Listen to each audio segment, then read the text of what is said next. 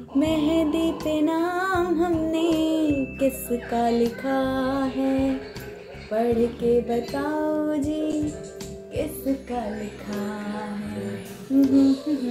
Hello everyone, welcome back to my channel और मैं हूं निधि।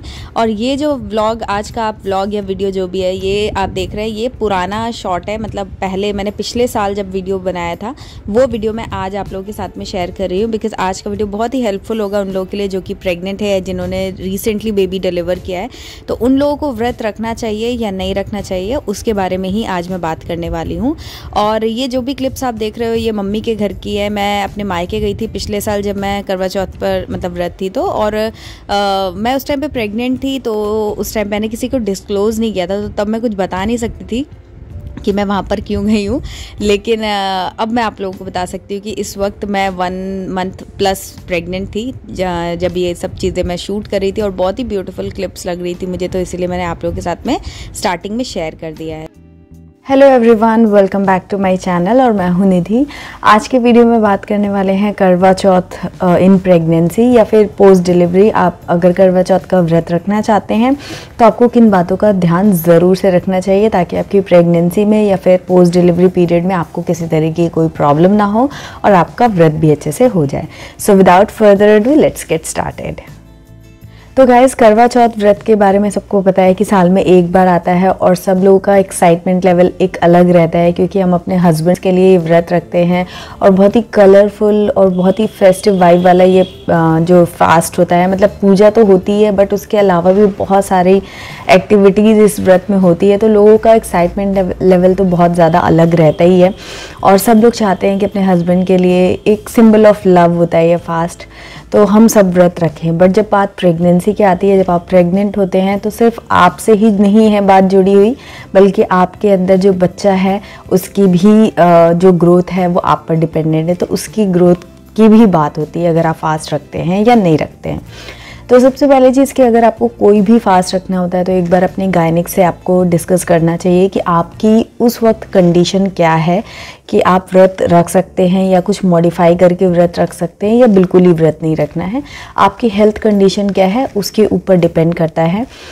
बट इन जनरल अगर मैं कहूँ, अगर आप फर्स्ट ट्राइमेस्टर में हैं या फिर आप लास्ट ट्राइमेस्टर में हैं, स्पेशली 8th मंथ या 9th मंथ में हैं, तो आपको इस तरीके के रिस्क लेना सजेस्टेड नहीं होता है, बिकॉज फर्स्ट मंथ जो होता है वो बहुत ही क्रिटिकल रहता है। आपका बेबी अभी जस्ट बन रहा होता है, शुरू का 1-2 महीना तो अभी बेबी की एकदम स्टार्टिंग स्टेज होती है।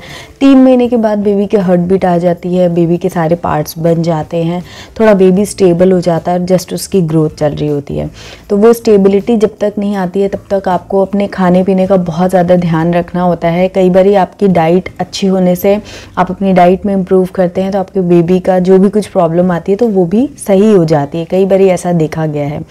तो इसीलिए उस वक्त अगर आपने खाने पीने में कोई कमी रखी या किसी तरीके के आपके हार्मोन्स जो है वो इम्बैलेंस हुए तो दिक्कत आ सकती है। तो इसीलिए अगर आप फर्स्ट ट्राइमेस्टर में हैं तो आपको फास्ट नहीं रखना चाहिए।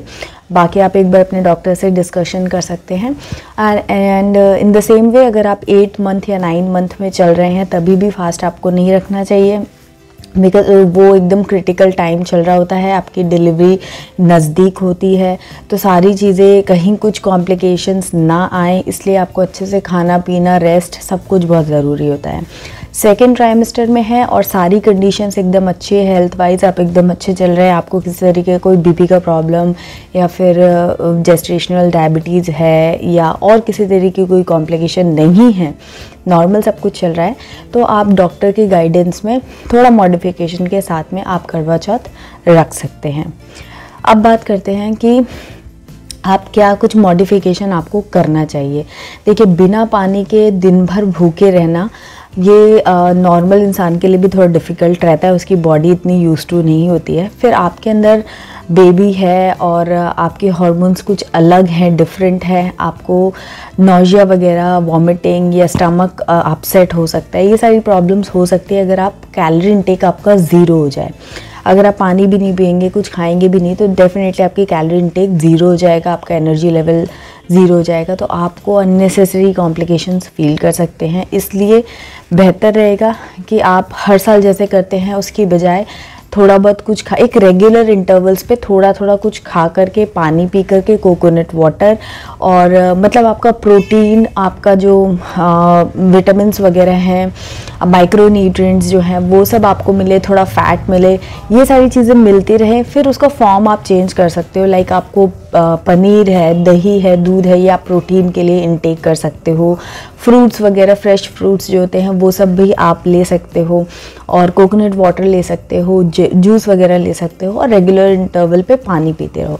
इस तरीके से भी आप व्रत रख सकते हो। अगर आप खाना वगैरह नहीं खाना चाहते हो तो आप इस तरीके से अगर रखते हो व्रत को, फिर रात में तो चांद देख करके आपको खाना खाना ही रहता है, तो ये तरीका आप अगर अपनाते हैं तो आप आराम से व्रत भी रख लेंगे, और आपको और आपके बेबी को किसी तरीके की कोई प्रॉब्लम का चांस ख़त्म हो जाएगा।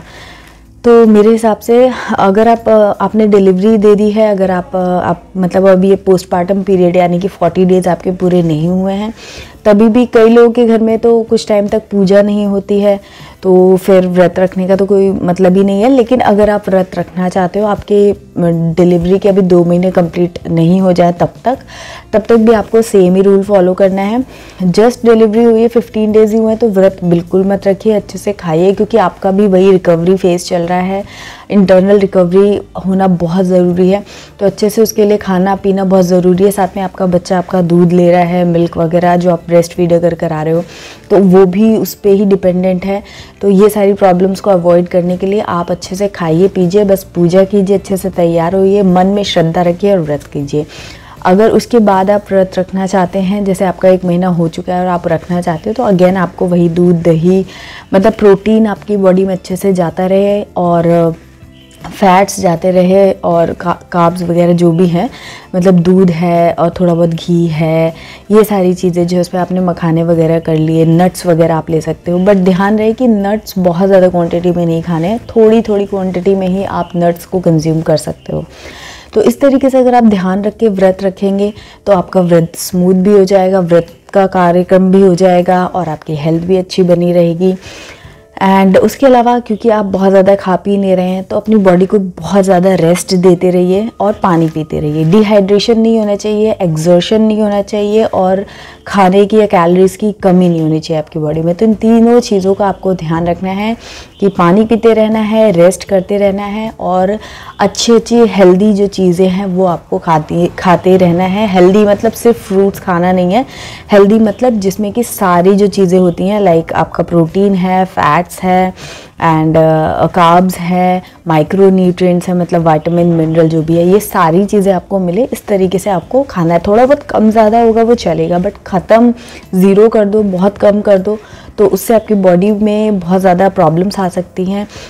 आपको नोजिया है, स्टमक आपका अपसेट हो सकता है, डायरिया हो सकता है, कॉन्स्टिपेशन हो सकता है, इस टाइप की बहुत सारी चीज़ें हो सकती हैं, और वो आगे आने वाले पूरा हफ्ता आपका बिगाड़ सकती है, वीकनेस ला सकती है, आपके बेबी की ग्रोथ पे फ़र्क पड़ सकता है। ये तो सिंपल सी चीज़ है। उसके अलावा कई बार बहुत लोगों को कुछ कॉम्प्लिकेशंस भी क्रिएट हो जाते हैं। तो एक बार अपने डॉक्टर से पूछ लीजिए आपकी हेल्थ कैसा अलाउ करती है, उसके हिसाब से आप इस करवा चौथ के व्रत को रखिए। आई होप मेरे टिप्स आपको हेल्प करेंगे और आपका करवा चौथ अच्छे से जाएगा। आप इस करवा चौथ को अच्छे से एंजॉय कीजिए अपने बेबी के साथ और अपने हस्बैंड के साथ में। मेरी बहुत सारी शुभकामनाएं हैं आप लोगों के साथ में। अगर ये वीडियो आपको पसंद आया तो लाइक, कमेंट और शेयर कीजिएगा। कमेंट सेक्शन में आपके पास कोई टिप हो तो वो भी शेयर कीजिएगा ताकि बाकी लोगों की भी मदद हो सके। और चैनल को सब्सक्राइब करके बेल आइकन ज़रूर प्रेस कीजिए, बिकॉज़ मैं यहाँ पर इसी तरीके के parenting, pregnancy and postpartum period के लिए वीडियोज़ लाती रहती हूँ। तो चलिए मिलती हूँ आपसे एक नई वीडियो में। तब तक के लिए bye bye, take care and happy Karwa Chauth.